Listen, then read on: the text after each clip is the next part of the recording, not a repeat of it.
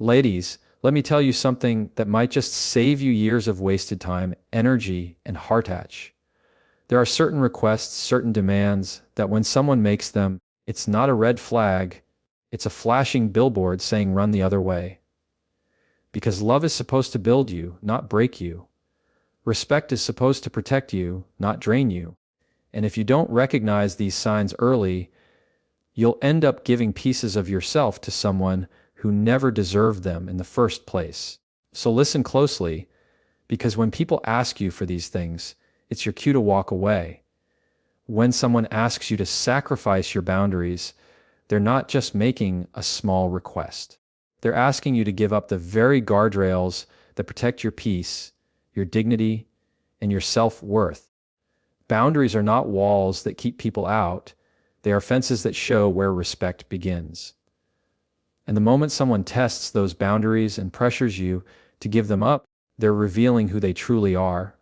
They're not asking because they value you. They're asking because they value what they can take from you. And if you start giving in, even just a little, what you'll find is that the line you once drew so clearly starts to blur, and before long, you're living by their rules instead of your own. The truth is, boundaries are uncomfortable for people who want control. They'll tell you you're too much, too demanding, or too difficult when you stand firm. But that's not a reflection of you. It's a reflection of how little they're willing to meet you at a healthy place. See, someone who genuinely cares about you will respect your boundaries even when it's inconvenient.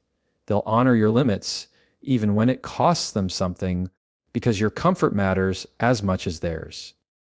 But someone who keeps pushing, who keeps trying to chip away at the things you've set in place for your well-being, is showing you they care more about access than they do about respect. It usually starts small. They'll say things like, "Come on, just this once." Or, "If you really loved me, you'd do it." And because you care, you convince yourself it's harmless. You bend once, then twice, then 3 times, and slowly the pattern sets in. You're no longer doing what feels right for you. You're doing what keeps them satisfied. That's not compromise, that's surrender. And every time you surrender your boundaries, you teach them that your no doesn't really mean no. You teach them that with enough pressure, you'll eventually give in. And once that cycle begins, they'll never stop testing it.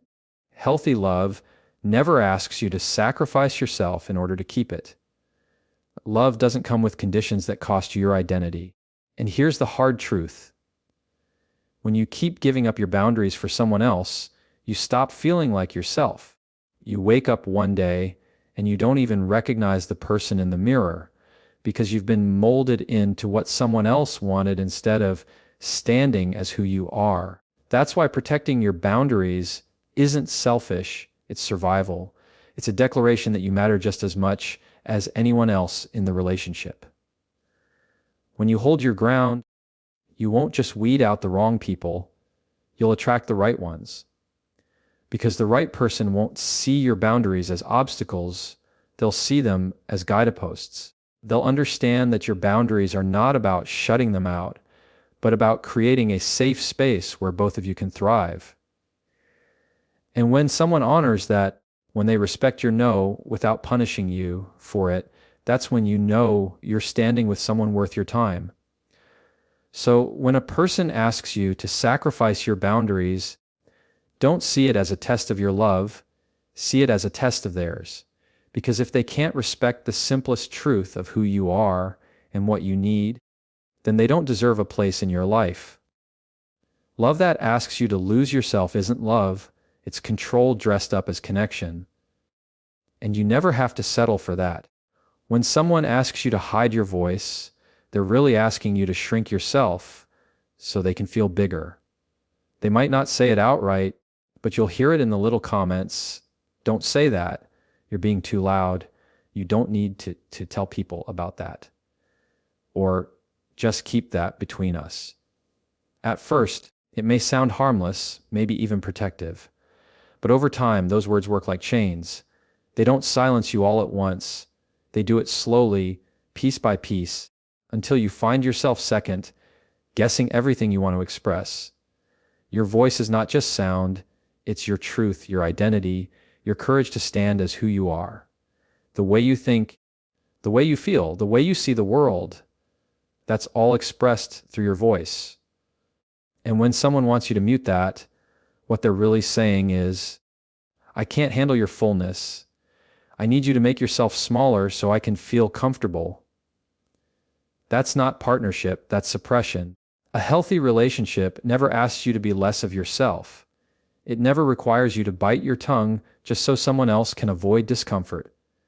In fact, the right people in your life will encourage you to speak louder, to share your thoughts, to put your feelings into words, even when it's not easy for them to hear. Why? Because they want the real you, not the edited version that makes life easier for them. And let's be honest, once you start hiding your voice, it doesn't stop there. You stay quiet when something bothers you. You swallow your feelings when something hurts. You convince yourself that silence keeps the peace. But here's the truth. Silence doesn't keep the peace, it just delays the explosion. Because every word you hold back builds into resentment, and every moment you suppress your truth eats away at your confidence. Before long, you're living in a relationship where your presence is there, but your power is gone. The ones who ask you to hide your voice are often the ones who fear accountability, because your voice brings truth, and truth demands change. If you speak up about how you feel, it forces them to confront their actions. And if they're not ready to grow, they'd rather you just stay quiet. But here's where you need to be strong.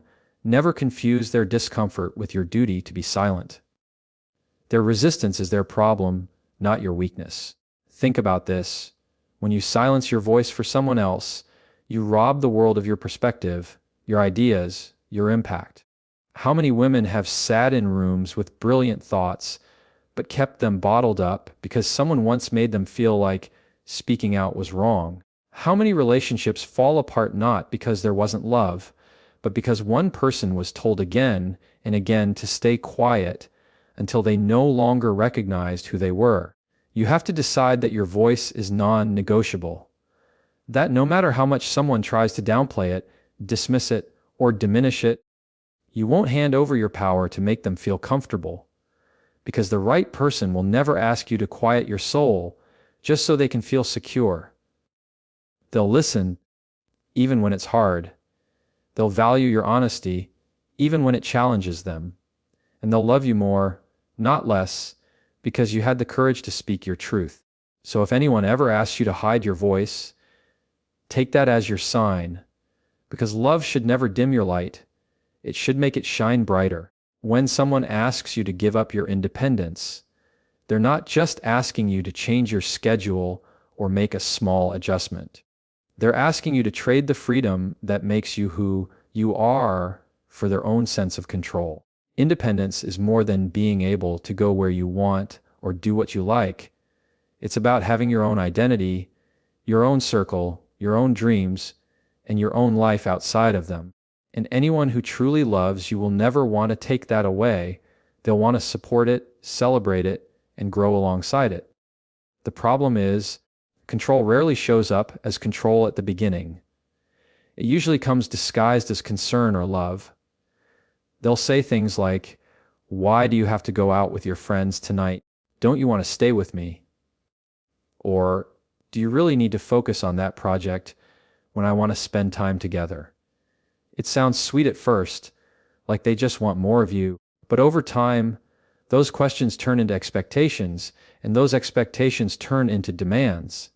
Suddenly, you're canceling plans with friends, putting your goals on the back burner, and centering your life entirely around them. And when you look up, you realize you've lost pieces of yourself just to keep them satisfied. Here's the truth: love is not about possession, it's about partnership. A healthy relationship doesn't suffocate, it gives you room to breathe. It doesn't pull you away from the people and passions that make you whole.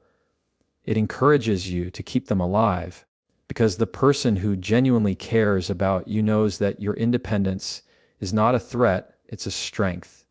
It means you're bringing a full, complete version of yourself into the relationship instead of depending on them to fill every gap.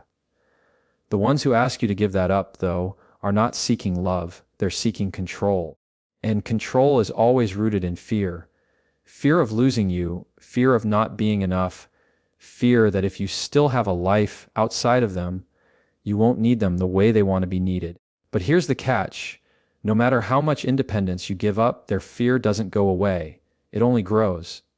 Because the more you bend, the more they demand. The more you give, the less they appreciate. And you end up living a smaller and smaller life, not because you wanted it that way, but because you kept surrendering parts of yourself just to keep the peace. Think about the things that make you feel alive, the hobbies you love, the friendships that bring you joy, the career goals you've set for yourself, the quiet moments you need just for you.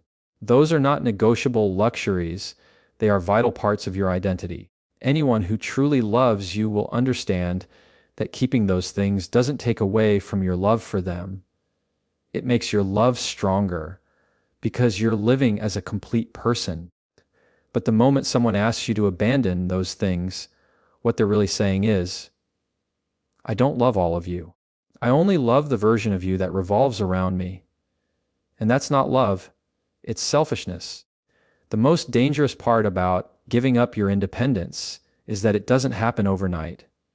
It happens little by little until one day you wake up and realize you don't recognize your life anymore. That's why it's so important to hold firm from the start, to remember that the right person will never ask you to trade your independence for their comfort. They will stand beside you, not on top of you. They will encourage your growth, not restrict it. And they will understand that when you shine as your fullest self, the relationship shines even brighter. So if anyone ever tries to take away your independence, understand this: they're not protecting the relationship, they're controlling it.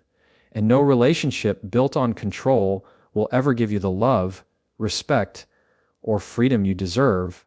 When someone asks you to tolerate disrespect, what they're really asking is for you to accept less than you deserve and call it love. Disrespect doesn't always start loud. It doesn't always come in the form of shouting, slamming doors, or public embarrassment. Sometimes it starts in small, quiet ways. A sarcastic remark brushed off as a joke, a lie covered with a sweet excuse, or a dismissive tone that makes you feel small. And because it seems small, you let it slide. You tell yourself, it's not worth bringing up, or maybe I'm overreacting. But here's the truth: the first time you let disrespect slide, you teach them that it's acceptable. And once that pattern is set, it only grows. The dangerous thing about tolerating disrespect is that it becomes a slow erosion of your self-worth. At first, it's just one hurtful comment, then it's ignoring your feelings, then it's breaking promises, and before you know it, you're normalizing behavior that would have shocked you if it had happened on the very first day. That's how disrespect works. It sneaks in little by little until you start doubting your right to even expect better. And that's exactly why people who thrive on it keep doing it. Because they know once you've accepted a little, it's easier for you to accept a lot. Respect is not optional in a relationship. It is the foundation. Without it, there is no trust, no safety, no real love. Love without respect is manipulation in disguise. Because anyone can say, I love you, but if their actions constantly tear you down, those words are just noise. Real love shows up in the way someone speaks to you, listens to you, and honors your presence. If those things are missing, then what you're holding on to isn't love, it's an illusion. You see, people who ask you to tolerate disrespect often try to flip the script. They'll make you feel guilty for speaking up. They'll call you too sensitive, too emotional, or accuse you of overthinking. They don't want you to call out their behavior because that would require them to change. And instead of doing the work, they'd rather convince you that the problem is you. That way, they can keep mistreating you while you keep doubting yourself. But deep down, you know the truth. When something feels wrong, it usually is. Here's the thing: tolerating disrespect doesn't just affect how they see you, it affects how you see yourself. The longer you allow it, the harder it becomes to remember your own value. You start shrinking your expectations, adjusting your standards, and convincing yourself that maybe this is just the way relationships are. But that's not the way relationships are supposed to be. A relationship where disrespect is normal is not a relationship worth keeping. And don't mistake tolerance for strength. Sometimes we convince ourselves that enduring poor treatment makes us tougher or more patient. But there is nothing strong about letting someone chip away at your worth. Strength is not staying quiet to keep the peace. Strength is standing up and saying, "This is not acceptable." Strength is walking away when someone refuses to change. Because when you draw that line, you're not just demanding respect from them. You're showing respect to yourself. The truth is, the right person will never even put you in the position to choose between love and respect, because to them, those two things are the same. They'll never ask you to swallow insults, ignore lies, or tolerate shady behavior just to keep them around. They'll honor you consistently and without condition, because that's what real love does. So if someone ever asks you to tolerate disrespect, understand that what they're really asking is for you to lower your worth so they can raise their comfort. And that's a price you should never pay. When someone asks you to prove your love through pain, that is not a test of devotion, that is a manipulation. Love is never supposed to feel like a battlefield where you have to bleed just to be believed. And yet, so many people find themselves trapped in situations where the person they care about sets up constant trials. If you really love me, you'd forgive me again. If you really cared, you'd stay even though I hurt you. If you want to prove yourself, you'll do this thing that costs you your peace. These are not expressions of love. These are demands designed to keep you giving more while they give less. The dangerous part is how convincing it sounds at first. You think, maybe this is just what it takes to show commitment, or maybe real love does mean sacrificing myself for them. And slowly you start equating pain with loyalty. But here's the truth: if love only counts when it hurts, it isn't love, it's control. Real love doesn't need you to suffer as evidence. Real love is proven in consistency, in care, in respect, in showing up without conditions. It doesn't come with ultimatums designed to push you to your breaking point. Think about the difference between growth and damage. Growth in a relationship will sometimes stretch you, challenge you, and require patience. But damage is when the challenge always leaves you questioning your worth, doubting yourself, or carrying scars that never heal. One builds you, the other breaks you. If someone is asking you to stay through constant lies, to forgive without accountability, to accept betrayal as normal, they're not asking for love, they're asking for permission to keep hurting you. You can't confuse endurance with love. Endurance is staying in situations that drain you because you've been convinced that quitting makes you weak.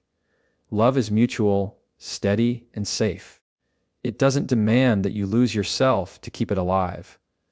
It doesn't need endless tests to prove it's real. The only people who demand you prove your love through pain are the ones who don't know how to give it back. And here's what often happens. You keep giving chances, thinking that if you just love harder, they'll finally see your value. But what you don't realize is that each time you endure unnecessary pain, you're teaching them that your boundaries are negotiable, that you'll always come back, no matter how far they push. And once they believe that, the cycle never ends. They don't respect your love, they exploit it. Someone who truly loves you will never put you in a position where you have to beg for their respect or prove your loyalty by swallowing your pain. They won't need to test you because their trust will already be there. They won't create situations that wound you because your well-being will matter too much to them.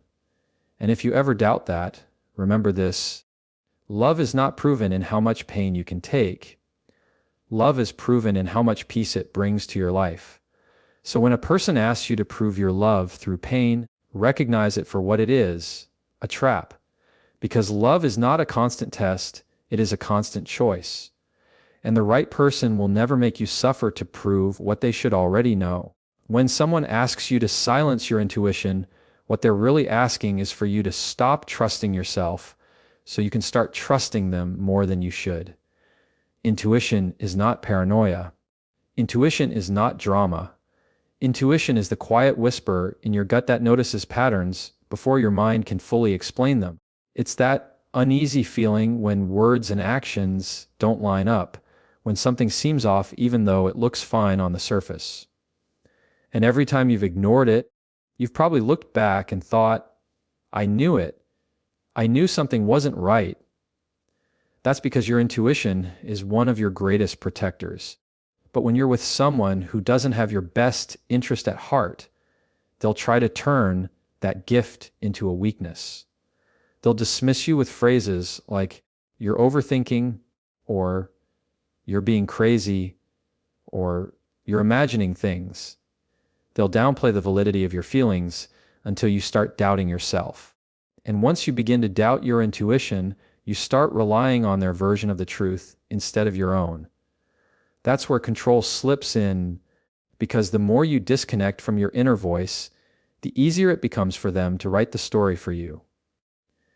The thing is, your intuition doesn't show up randomly. It shows up because something doesn't add up. Maybe their story changes from one day to the next. Maybe their phone suddenly becomes off limits. Maybe their tone shifts when you bring up certain topics. You can't always explain it, but you can feel it.